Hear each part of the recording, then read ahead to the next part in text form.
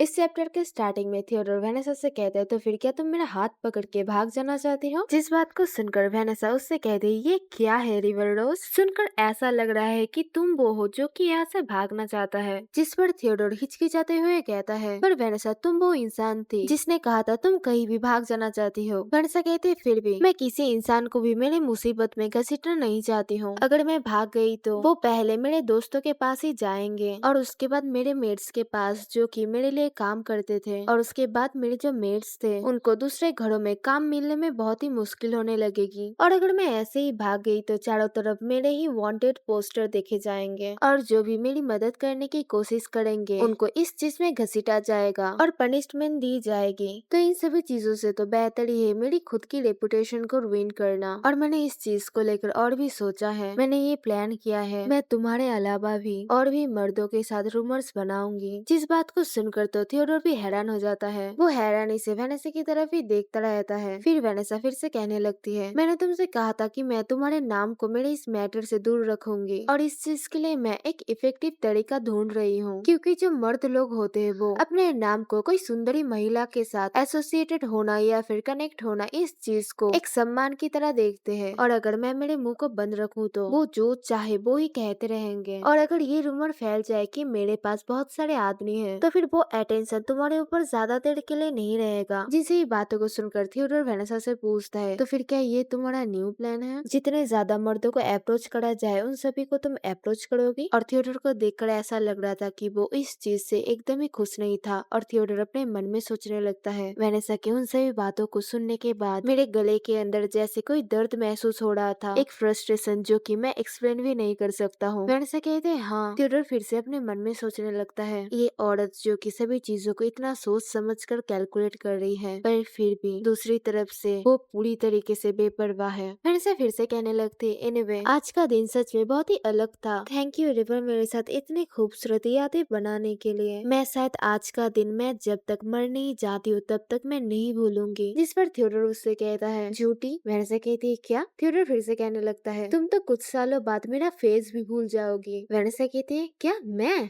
वो भी ये चेहरा? थियोडोर उससे कहने लगता है, तुम तो बचपन में जिस रिवर रोज से मिले थे तुम तो उसका फेस भी भूल गई हो। जिसे सुनकर वेनेसा अपना चेहरा छुपाते हुए कहते हैं, नहीं नहीं मुझे सब कुछ याद है। थियोडोर पूछे, तो फिर मैं कैसा दिखता था? वेनेसा कहती है, वेल तुम्हारा हेयर ब्लैक कलर का था और तुम्हारे ब्लू आईज थे। जिसे सुनकर थियोडोर अपने मन में सोच रहा था, ये तो सच में सेमलेसली झूठ बोले जा रही है, पर इस चीज में मैं कोई मदद नहीं कर सकता हूँ। उसके बाद थियोडोर बहुत ही जोरों से हंसने लगता है और हंसते हुए वो वेनेसा से कहता है, तुम फिर से झूठ बोल रही हो। और थियोडोर अपने मन में सोचता है, मुझे तो ऐसा फील हो रहा था जैसे कि मैं अभी रो ही दूंगा। वेनेसा हंसते हुए थियोडोर से कहने लगती, ये झूठ कैसे हो सकता है जबकि मैं अभी तुम्हारे आईज के कलर्स को देख भी सकती हूँ। उसके बाद वेनेसा के घर के सीन को दिखाया जाता है, या फिर कहूँ तो उसके पैलेस के सीन को दिखाया जाता है, जहाँ पर जब वो धीरे से अपने रूम के दरवाजे को खोलकर एंटर करी थी तभी कोई उससे कहता है, तो फिर तुम वापस आ गई। जिसे सुनकर वेनेसा सामने की तरफ देखती है और वो कहती है, ब्लेयर? और हम देख पाते हैं ब्लेयर वेनेसा के रूम में बैठा हुआ था। वेनेसा चौंकते हुए उससे पूछते, तुम यहाँ पर क्यों हो? पर रुको, तुम कब से यहाँ पर हो? मैंने तो रोजेलिना से सुना था कि तुम अभी कैसल से दूर हो। पर ब्लेयर अचानक से उठकर वेनेसा की तरफ जाते हुए कहने लगता है, तुम तो बहुत दिनों से अच्छा फील नहीं कर रही थी। रोजेलिना तो तुम्हें लेकर बहुत ही ज्यादा चिंता कर रही थी, ये सोचकर कि तुम्हारे जो कोल्ड के सिम्टम्स है वो कब गायब होंगे। वेनेसा हिचकिचाते हुए कहते, हाँ वो केस तो है, पर आज एक्चुअल में मुझे अच्छा लग रहा था इसी वजह से। पर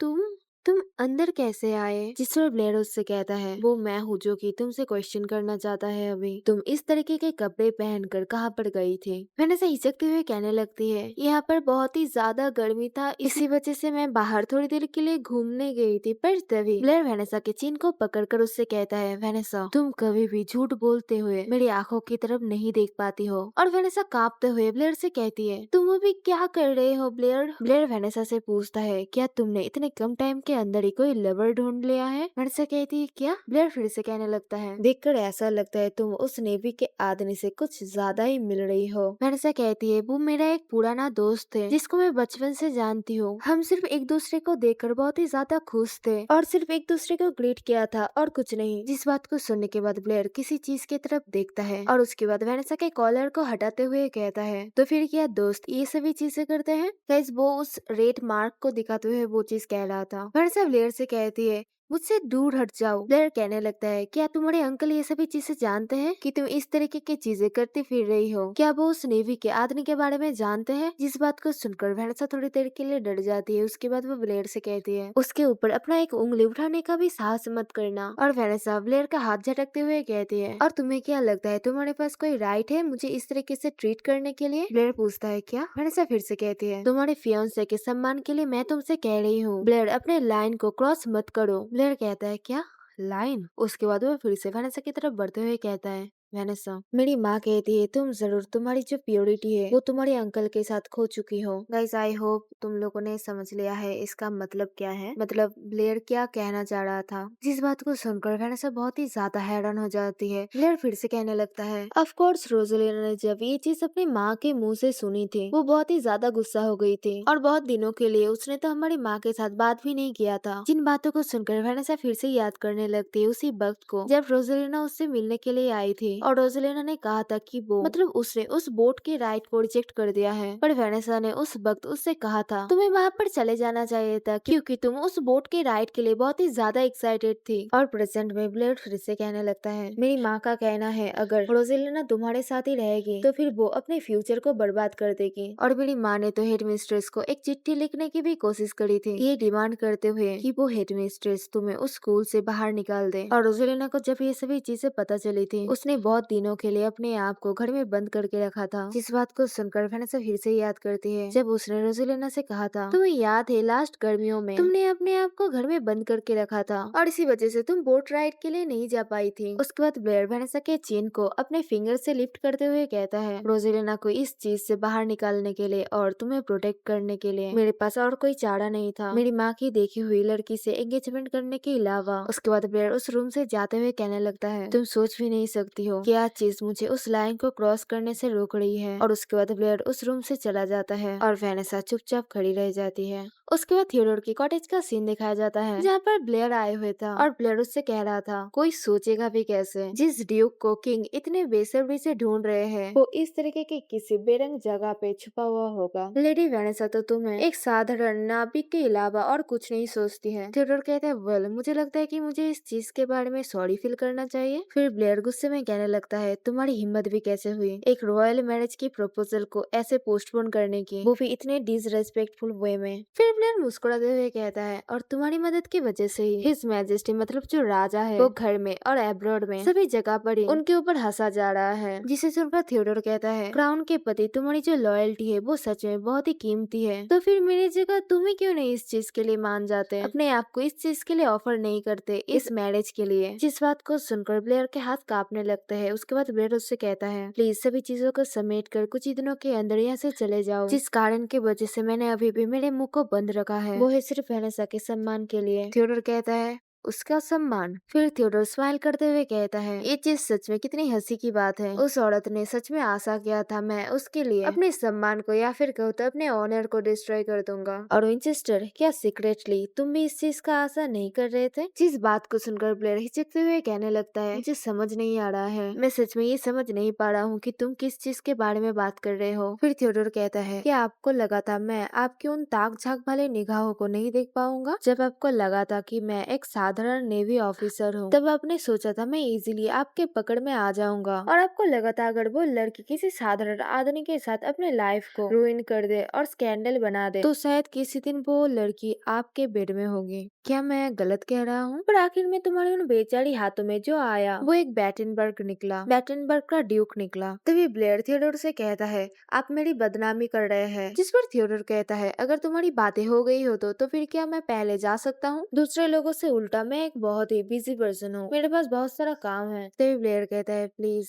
वैनेसा को इससे ज्यादा दर्द हो उससे पहले रुक जाओ। और थियोडोर ब्लेयर की तरफ देखकर हैरान हो जाता है और ब्लेयर थियोडोर के सामने अपने घुटने में बैठकर झुककर कह रहा था, वो किसी भी चीज से किसी इंसान से भी ज्यादा प्रीसियस है, मेरे लिए ज्यादा कीमती है। तभी थियोडोर उससे कहता है, तो फिर मार्किस मुझसे आप कहिए कि एग्जैक्टली क्या चीज आप वैनेसा को ऑफर कर सकते हैं। हमेशा से आपने जो चीज किया है वो है उससे अपनी फीलिंग्स को छुपाना, और तुम्हारी पूरी जिंदगी तक तुमने ये सभी चीजें अपनी वंडरफुल माँ से भी छुपाती आई है। जिस बात को सुनकर जैसे कि ब्लेयर को एक शौक लगता है उसके बाद थियोडोर हंसते हुए कहता है, क्या मैं गलत हूँ? उसके बाद एक अलग सीन में एक अलग दिन का सीन दिखाया जाता है जहाँ पर रोजेलिना कह रही थी, ब्लेयर को समझना सच में पूरी तरीके से इम्पॉसिबल है। क्या तुम सोच भी सकते हो वो और मैं एक ही माँ की संतान है? ग्रैंड टूर को ऐसे ही कैंसिल कर देना, वो भी अचानक, वो सच में पागल है। एनीवे मैं ब्लेयर के साथ लंदन वापस चला जाऊंगी, पर उससे पहले मैं अभी यहाँ पर ही एक होटल में रुक रही हूँ। जिस पर वेनेसा रोजेलिना से कहती है, क्या एक होटल में रहना थोड़ा सा अनकंफर्टेबल नहीं हो जाएगा? अगर इस चीज से तुम्हें एतराज ना हो तो तुम दोनों मेरे साथ यहाँ पर भी रह सकते हो। जिस पर रोजेलिना वेनेसा से कहती है, अगर मेरी माँ को फिर से पता चल जाए कि हम अभी भी यहाँ पर ही रह रहे हैं तुम्हारे साथ, तो फिर वो गुस्से से पागल हो जाएगी। तुम्हें तो पता ही है ना वो कैसे बिहेव करते हैं जब भी उन्हें ये पता होता है कि मैं तुम्हारे साथ हूँ। और ये बात बोलने के बाद रोजेलिना खुद ही थोड़ी सी शॉक हो जाती है, क्योंकि उसे रियलाइज हो गया था उसने एक्चुअल में क्या कह दिया था। फिर रोजेलिना वेनेसा से माफी मांगने लगती है, मुझे माफ कर देना। वेनेसा कहती है, नहीं ये सच बात है, जब हम छोटे थे, जब हम बच्चे थे, तब भी वो मुझे देखना ज्यादा पसंद नहीं करती थी। मेरे पेरेंट्स के मौत के बाद चीजें और भी ज्यादा ऑकवर्ड हो गई थी, पर फिर भी मैं अपनी तरीके से ही उनके ऊपर आभारी हूँ। और ये सब बातें बोलने के बाद वेनेसा उसी वक्त को याद करती है जब ब्लेयर ने उससे कहा था, मेरी माँ को लगता है कि तुमने ऑलरेडी तुम्हारे अंकल के साथ अपनी प्योरिटी खो दी है। उन्होंने तो हेड मिस्ट्रेस को एक लेटर लिखने की भी कोशिश करी थी तुम्हें वहाँ से बाहर निकालने के लिए, और वो हमेशा ये सोचती है रोजेलिना का जो बैड एटीट्यूड है वो तुम्हारी गलती की वजह से है, वो सभी चीजें तुम्हारी गलतियाँ है।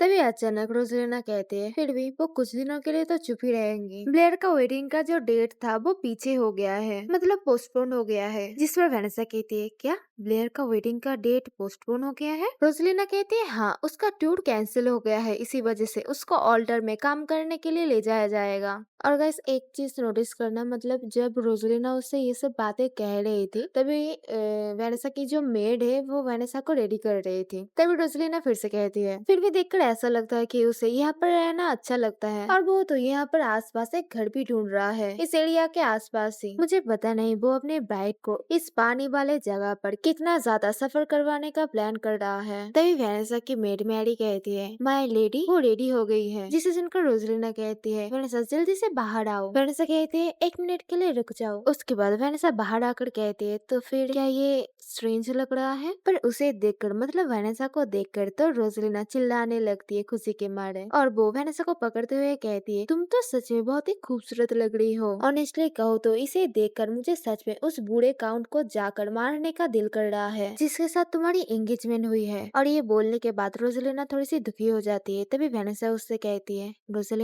रोजेलिना फिर से कहती है, क्या तुम्हें पता है लोग कहते हैं ब्राइड की जो क्लोजेस्ट फ्रेंड होती है उसको ही सबसे पहले ब्राइड को वेल पहने हुए देखना चाहिए, और इस तरीके से जो ब्राइड होती है वो अपनी मैरिज लाइफ में पूरी जिंदगी के लिए खुश रहती है। इसी वजह से तुम्हारे जो फ्यूचर हस्बैंड है, इवन मैं उससे नफरत करती हूँ पर फिर भी। उसके बाद रोजेलिना वेनेसा को हक करते हुए कहती है, ये मोमेंट, ये पल तुम्हारी जिंदगी में once in a lifetime moment है, जो कि तुम्हारी जिंदगी में एक ही बार के लिए आएगा, और मैं खुश हूँ कि मैं तुम्हें मेरी खुद की आंखों से देख पा रही हूँ। और ये बोलने के बाद रोजेलिना की आंखों में आंसू आ जाते हैं। तभी ब्लेयर कहता है, थैंक यू रोजेलिना। और ब्लेयर एक्चुअल में दरवाजे के पीछे से ही छुपकर ये सभी चीजें देख रहा था, और ब्लेयर को भी देखकर लग रहा था कि वो दुखी है। उसके बाद हमें रोजेलिना और ब्लेयर के घर का सीन दिखाया जाता है, जहाँ पर रोजेलिना के डैड कह रहे थे, मैंने सुना है कि ब्लेयर अपने शादी के बाद अपना जो हनीमून है वो साउथ में ही बिताएगा। जिस पर रोजेलिना की माँ कहती है, इसी वजह से मैंने कहा था हमें हमारे बच्चों को उस समरसेट परिवार में नहीं रहने देना चाहिए। जिस पर रोजेलिना के डैड कहते हैं, मुझे इस चीज में कोई एतराज नहीं है, मेरे बच्चों का वेनेसा के साथ टाइम स्पेंड करना। तभी ब्लेयर और रोजेलिना की माँ कहती है, पर मुझे एतराज है, मुझे इस चीज से नफरत है जब मेरे बच्चे जब भी उस लड़की के साथ मिलते हैं। तभी रोजेलिना के पापा रोजेलिना के माँ के फेस को पकड़ते हुए कहते हैं, पर जब भी ये चीज होता है तब तुम बहुत ही ज्यादा डेस्परेट हो जाती हो। तभी रोजेलिना की माँ कहती है, ऑनेस्टली कहो तो ये चीज मेरा एक बहुत ही भयंकर हैबिट है। जिस पर रोजेलिना के डैड रोजेलिना के माँ से कहते हैं, लाविस क्या तुम्हें इस चीज पर विश्वास है जो ब्लड रिलेटिव्स होते हैं वो एक दूसरे को अपने खून के रिश्ते से